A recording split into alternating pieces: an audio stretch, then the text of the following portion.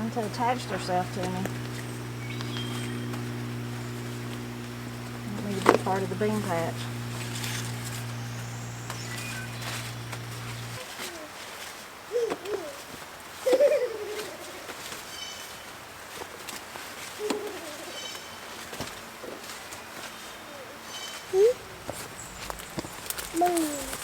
Bean.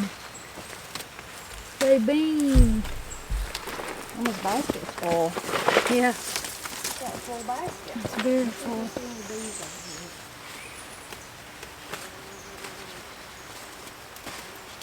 Ira, you want to hold a green bean like Woody? Are you going to take a bite out of it like Woody did?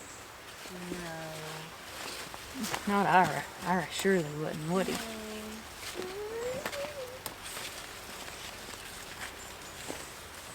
There's some right there. There you go.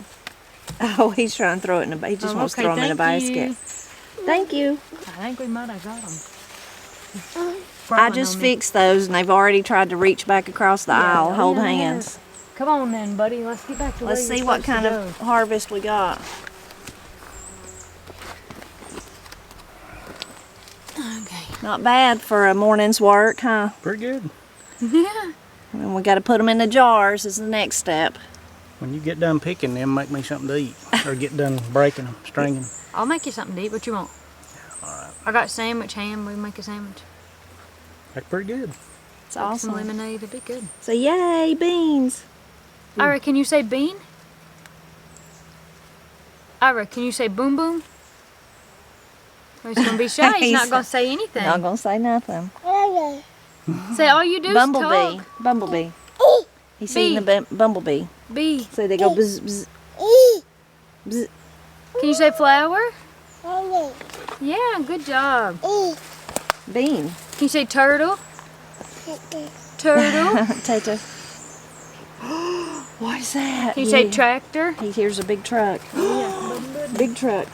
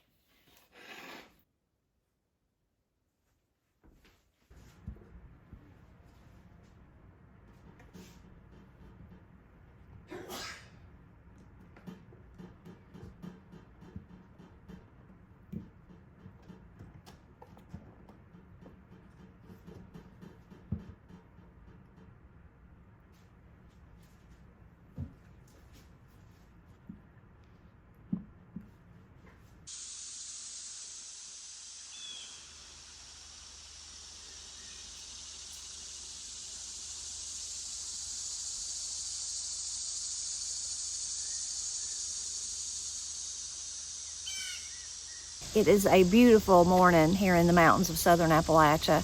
I've got a lot of inside stuff I have to do today, but every morning I like to take a loop around the garden and see if there's anything needs to be harvested, kind of think about what needs to be done where. There's a lot that needs to be done. I already know that, a lot of weeds, but it's a beautiful time to be out in the garden.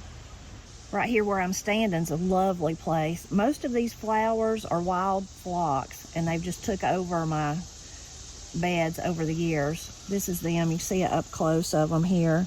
Just a pink, varying shades of pink. Some are lighter, some are deeper, some are kind of almost purple.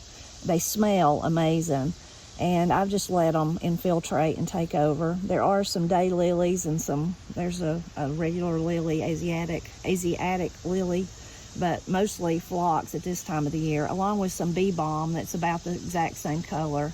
And the bees are just going crazy over this part of the garden. No okra yet, but these are the plants that we planted up here much later than the ones we planted in the big garden, and they're doing great. You can see how tall they are already. Some of them have got a little bud on them that I know is going to be a bloom, and then we can start getting okra. This is one of the bush cucumbers we planted this year. We hadn't really planted them in a long time. I've been waiting for cucumbers on it. We've got several little ones. Right there's a little, see that little one?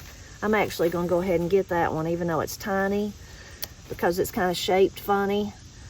And harvesting some of the first ones really encourages the plant to grow more. But you can see there's some there. We've had rain in the last 2 days. You can see it's wet, so I know those will really grow this week. By the end of the week, I'll have cucumbers on this little plant. Our squash and zucchini have really done well this year. I see some squash here that I could go ahead and get. We've been enjoying fried squash and sauteed squash, lots of different ways. I want to make some pickles, but I haven't got that done yet.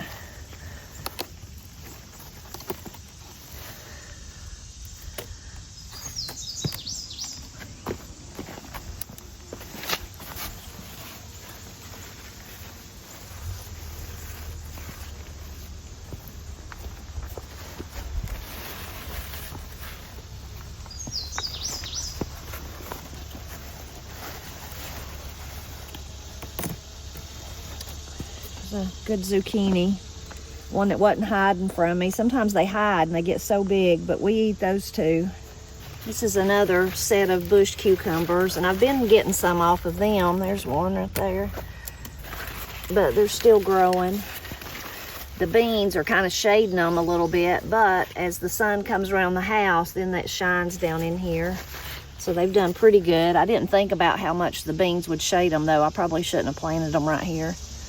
I don't see any. I've just got these in the last day or two, but this is a big squash and some zucchini here, and they've been really producing good, though. There's a few more cucumbers. Of course, a friendly squash bug dropping by.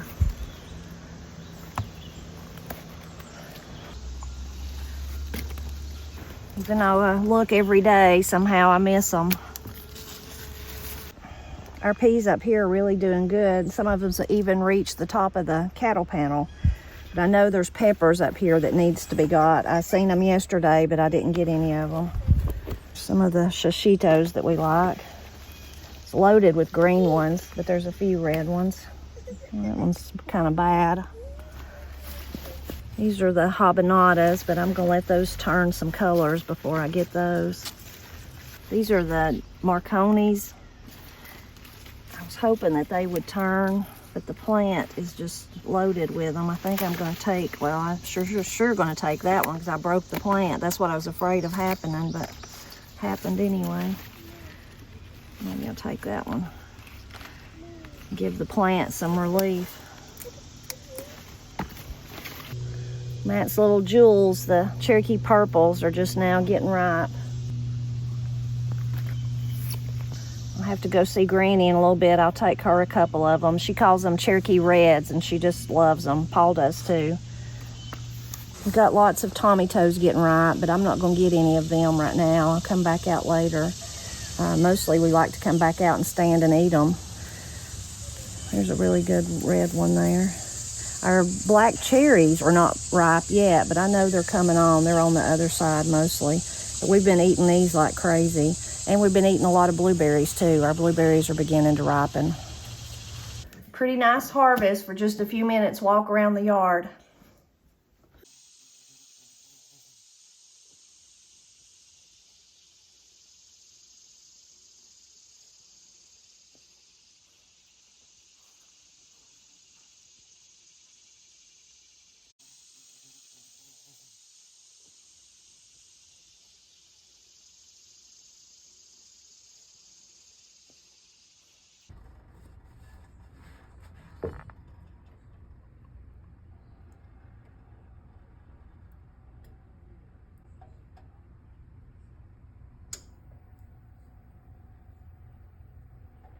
Come out this morning in search of dill. This one's really grown big, but I'm going to cut it way back and take it all with me. I'm going to be making pickles today. I've already went up to the, ooh, it smells so good, to the garlic and pulled up some of our garlic from this year. We need to harvest it. We should have already probably harvested it and let it dry, but it'll be okay. But I'm going to use some of it for my pickles. And I'm making dill pickles today. I'm going to go over to that other side and get some. On this side, it's way down inside the bed, and this giant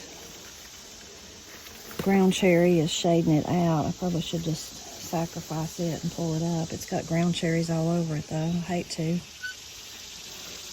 So we could cut it back, so. Yeah, maybe. It came to be of service. Come to be of service? Yeah. Well, you can come over here, cut. I'll direct and you cut. Okay. There's a little spider down in there, beautiful web. Maybe you can leave it. See it right there? We have a riding spider in here. We'll show you that maybe. See that one? I mean, see the web? See the web. Where's I don't see the spider. I just see that beautiful web. Okay. Here you go. Get me some of those little, that's dill down there. So the dill pickle recipe I use is the best one I've ever had in all the years of making pickles. I've tried lots of different ways of doing it. This is the best one. They stay crunchy and they're just so good. We all love them. Oh, yeah. I learned how to do it from Justin Metcalf. I will link to his video here on YouTube. I found it several years ago and tried it because it just seemed so easy. It was his mother's recipe. And kind of half-hearted tried it with some old cucumbers, thinking I probably won't like this. It'll be like the others. They won't, you know, they'll be taste okay, but not stay crunchy. But I loved it. We eat them pretty quick, don't we, Katie? Oh, we do. They never last. So. Can I trim this? Yeah, trim that off, why don't you? So that's what's on my agenda for today. Okay, Is now to make dill pickles. You can get that one too. You want to. You need to trim the ground cherry? Or did you say? Yeah, you can trim that big one. I mean, I've got ground cherries everywhere. Once you have ground cherries, you've got ground cherries. Trim this big one over here. That's what's shading it so bad. Shading the little dill. I've got dill up in the front too, a lot of dill. So if this doesn't do me, I can run out there and get some more. But I think that'll The reason I was hesitant on doing that. Yeah, don't trim that one. It'll pull the web. Let's see if we can. Okay. There you go. That's probably good. And if not, I'll go back to the front of the yard. I'm gonna trim a little bit more on this because I want. He's after something. I saw that. I want my little plant to make it. Oh yeah, Katie's got a little plant in here. I forgot about that, and it's kind of got covered up. She had it.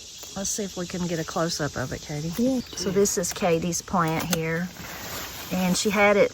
She found it one time when she was fishing, hiking, fishing, and she had it planted out in the behind the chicken lot. It's pretty in the woods, and it grew, and then a deer ate it.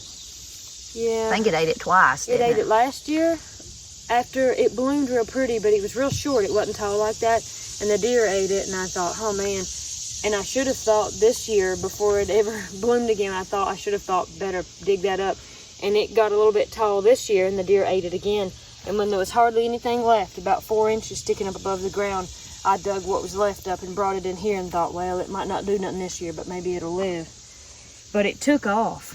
It absolutely took off, and now there's like so much of it. Yeah, it may not be. It may be too good of a place to put it. in the middle of our herb bed, so we may have to move it. But for now, it'll be good right there. You can see this is the exuberance of summer. Basil, ground cherries, parsley, cilantro, a coneflower in the middle of it. What's this? That's sage, actually. That probably could be pulled up if you want to pull it up. I've got plenty of sage over here. This one's about to bloom, though. Let's leave it. Okay. Of course, then that just means we'll have more. And that stuff can be cut back. That is orange balm, like lemon balm. That's orange balm. And we got it from Pat and Betty a couple of years ago, but we just somehow never ended up using it very much. I'm going to use this rock if you want to cut it back, you can. Prop this plant up because it's falling over. Stand him up. There you go. If you want to cut that orange balm back, Katie, you can cut it back hard, severe, if you want to. Well, I'll cut up some of it and we'll keep some of it maybe. So here's the riding spider. The sunshine's probably not letting you see its little riding it's doing. He's little. He's little. They get big, yeah. What about, that's yeah, the maybe you coneflower. better not do that because you're pulling him. moving. Well, you're pulling him. Let that one go. He's moving. The spider's moving. I'm sorry, buddy. That's okay. I love to look at their webs and see. It's just so unique. And there's so much folklore about it. Of course, like most folklore in Appalachia, it's if you can read your name in it, you know, in its writing, then it means you're going to die. All the folklore is you're going to die. Isn't that funny, Katie? Yeah. But I love to watch them. Usually we have one or two on the porch, and their little, that zigzag writing gets bigger and thicker. Very unique spider.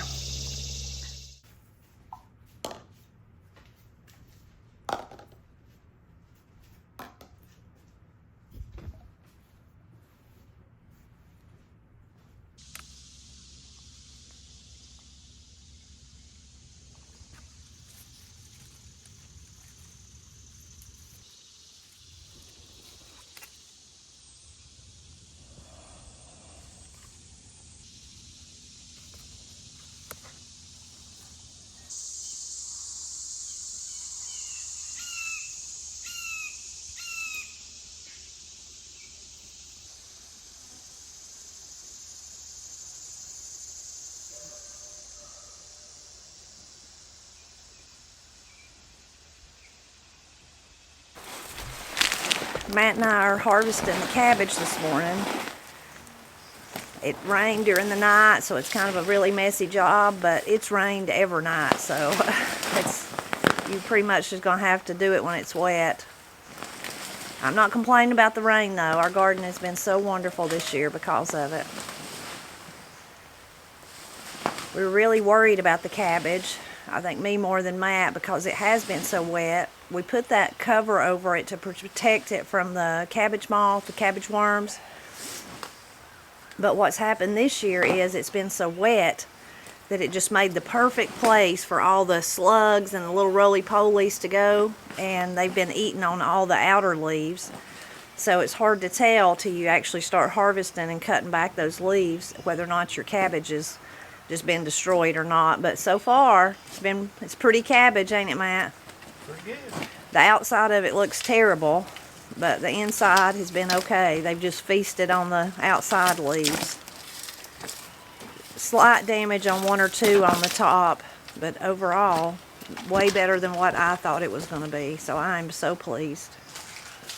So pleased. Matt, you've run out of room already. You've run out of room in your bucket, or your basket. Put a couple, 2 or 3 more in, and I'll have to. What are you doing now? I just took it to the porch, took mine to the porch. You can see what the rain has done for our garden this year. This part right here is just so lush and overgrown. We've got the flowers under the porch on one side with the hostas leaning out, need to be cut back. My beautiful flowers I planted with abandon, they've really grown, they're beautiful. The cabbage. Behind Matt there is a whole sea of purslane. We have purslane growing wild everywhere, and this year we just left it right there. I said, that's a good weed cover as any. It won't get any bigger than that.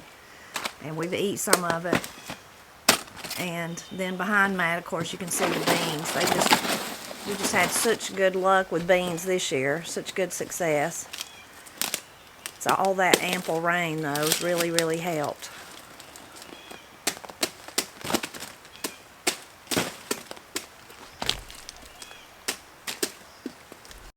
Uh-oh, dropped that one. Yeah, ain't a whole lot left of it, but I'm trying to chase the worm. That was one that Matt said grew 2 heads out of one plant. One stalk. One stalk. It's interesting. Yep.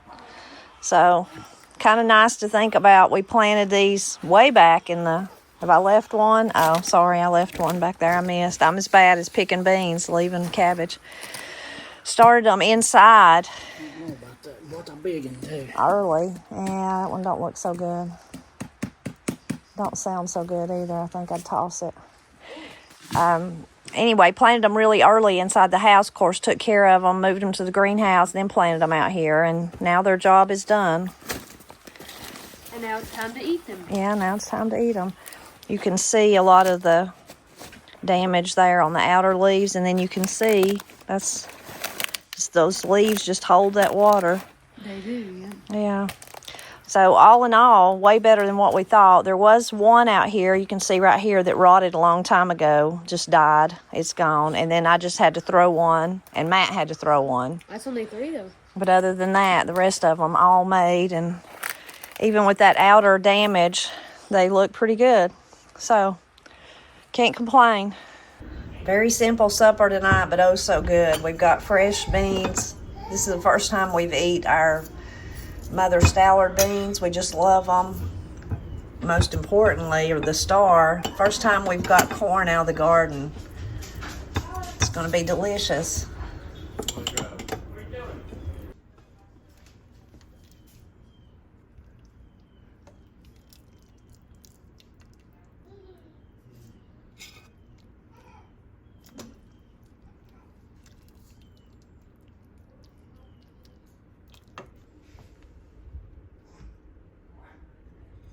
Really nice. The corn, potatoes, green beans, cucumbers, and tomatoes are all from our garden. Of course, the cornbread's not, but the egg in the cornbread is from our chickens. Mm-hmm. Looks like a feast.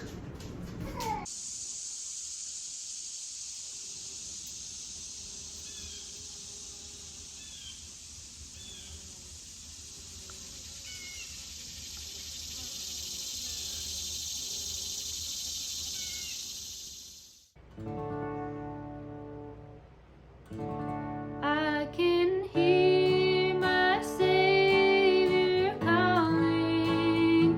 I can hear my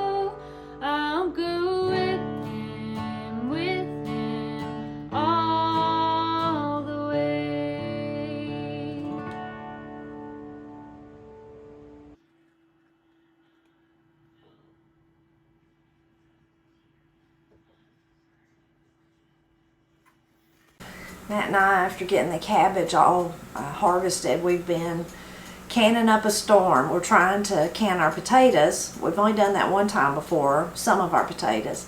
But this time we're trying the dry canning method. I shared that in one of the videos that we want to try that. We've never tried it before, so we have no idea if we'll like it or not, but we're going to try it. So Matt's out there with the pressure canners, and I've been doing stuff in here. I'm prepping some of my stuff. I'm going to make canned coleslaw. I've got a few videos on this, so I can link to those in the description below. And I found this recipe, I guess, about 2 years ago. I know I've made it for 2 years, so I guess that's how long. Maybe I've made it for 3 years. I'm sorry, I can't remember. Anyway, the first year, I just made one little run of it. It doesn't make much, and we just adored it. So the next year, I made more. This year, Matt really wants to use all of our cabbage for that. That's how much he likes it. I don't know if we'll do that. We'll have to make a few jars of kraut, but we won't be doing that today. But I'm going to work on the canned coleslaw. So I got Matt to bring me in 7 heads of cabbage. I'm going to use 7 of them for this. I will link to this recipe where I found it, and you can go and hear all the details, but just a general overview. I'm going to put cabbage in it. It's got carrots, it's got onion, pepper, and then, you know, salt, of course, vinegar, sugar, celery seed, and mustard seed. So recently someone told me, said it tastes sweet. It does have a sweet taste to it. You could eat it straight out of the jar, thinking of like it has a taste similar to maybe chow chow or something like that, kind of the tangy but sweet. You can also drain it and mix it with mayonnaise and then serve it that way, like for a coleslaw. We have done both, but most of the time we just eat it straight out of the jar, just as a side dish for if we're having chicken, if we're having beans, if we're having anything really. We just really, really like it. And it's pretty quick to mix up and to do. You have to water bath it. And again, it makes such a small amount that if you want to try it, just try it one time and see what you think about it. But the first thing I need to do is chop everything up. I'm going to use my food processor. You could do it by hand.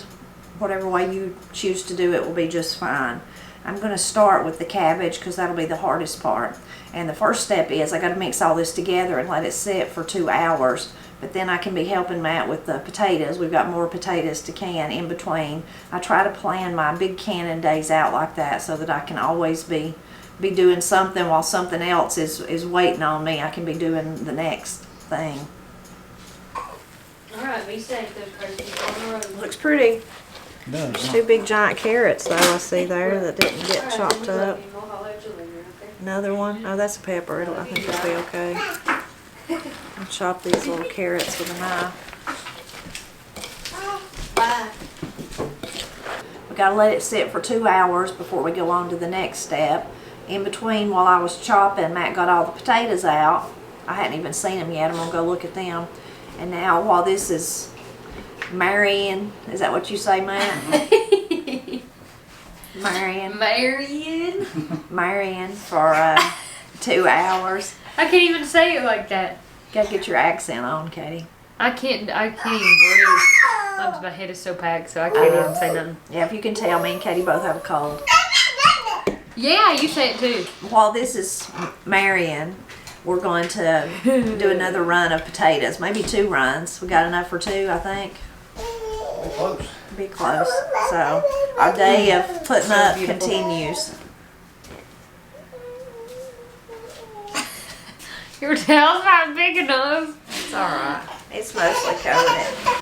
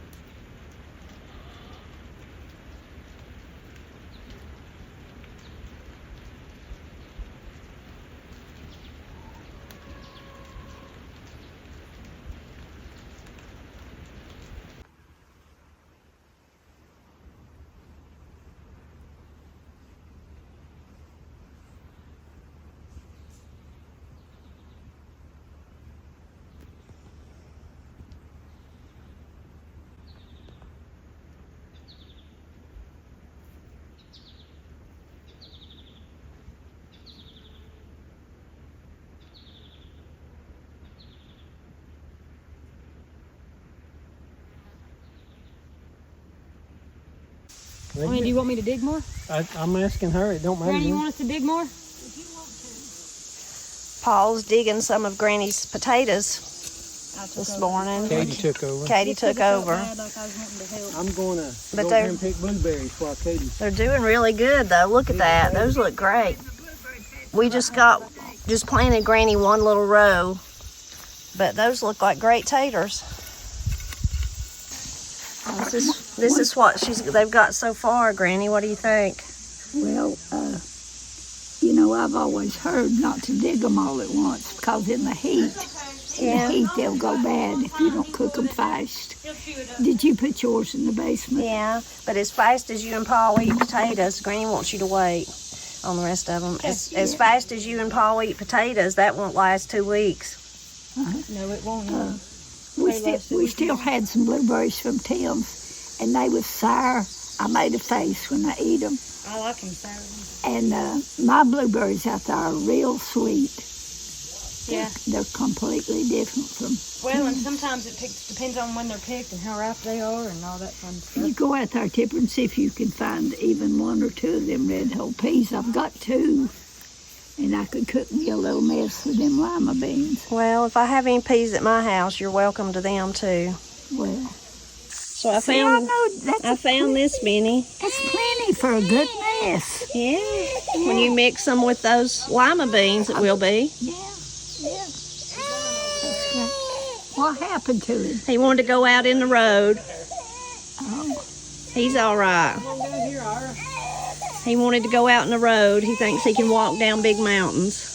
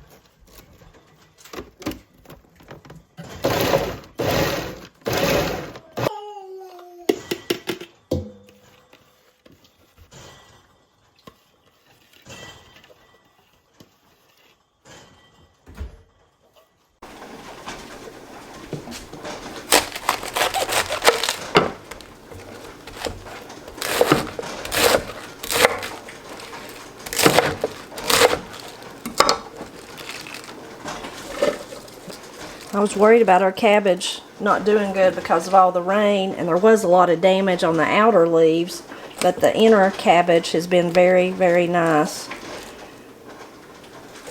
We've already made a lot of canned coleslaw, and today we're making kraut. I have a video, several videos actually, but I'll link to one of them, and you can see how we make kraut. For the last several years, I've been making it the way Granny makes it. I have a video showing how me and Matt made it for years and years, which is just salt and cabbage. But then I started making it in the jar like Granny does. And it uses salt and cabbage and a little bit of sugar. But it turns out wonderful.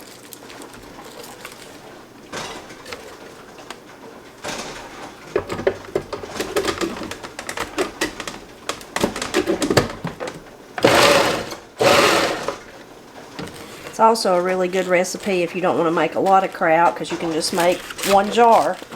That's all you want to make, or a jar at a time, or 2 or 3 jars, not make like we do a whole lot.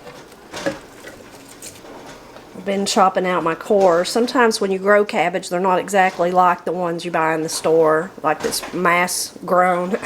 So sometimes the core is just like a little circle. It's not a full core like this, but when they are, I cut them out. If they're not, I just chop them up into the cabbage. But these outer parts around the core can be real tough.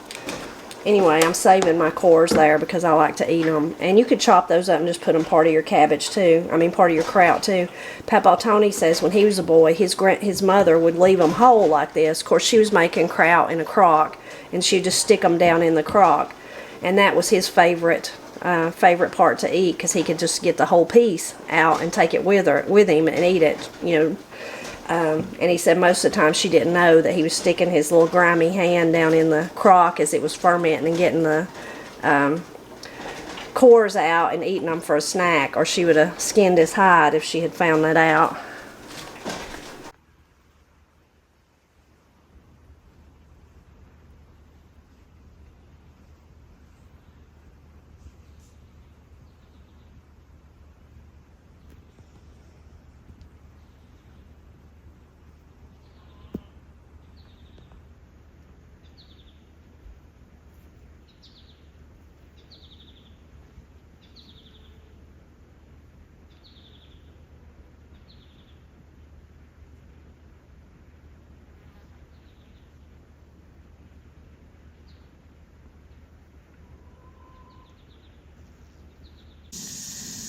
It is a hot morning in the mountains of Appalachia here.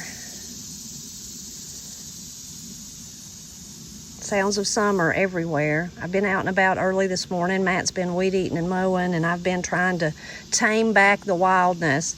This is the time of summer when everything just gets out of bounds. You can see our giant squash there. Along the way, I found some really large cucumber there. I pulled out some cucumbers, and that was hiding. It had grown into the horseradish. Some cucumbers, smaller size, normal size, some squash, and some zucchini. But it's that time of the year when things start dying back. I pulled out the cucumbers that were right here. They had just played out. They give us lots of cucumbers this year in spite of the terrible squash bugs. And these over here too, I tore those out.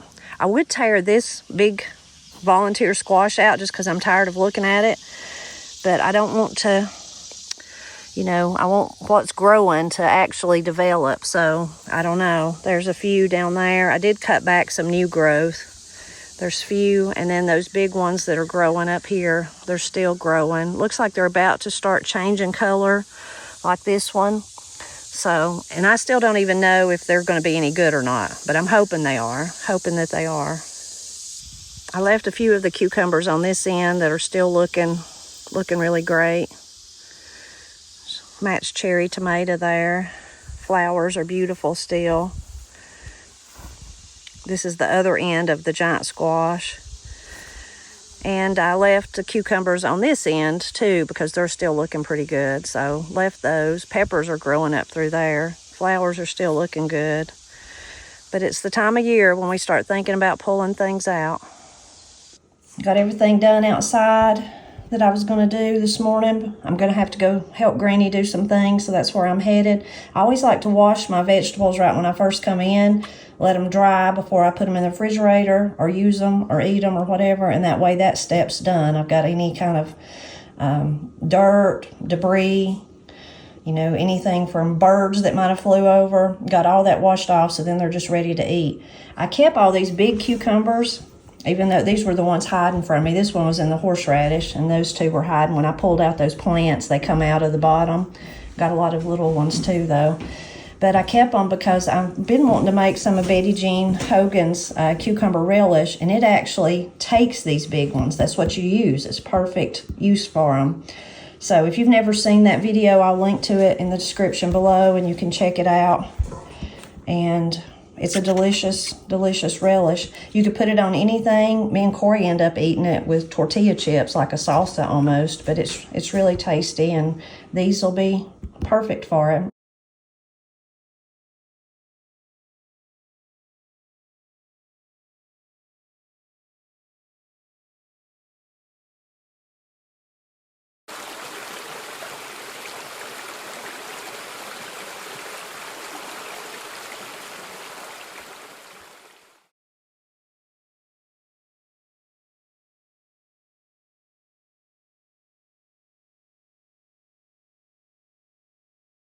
I'm about to go downstairs and get my tongs.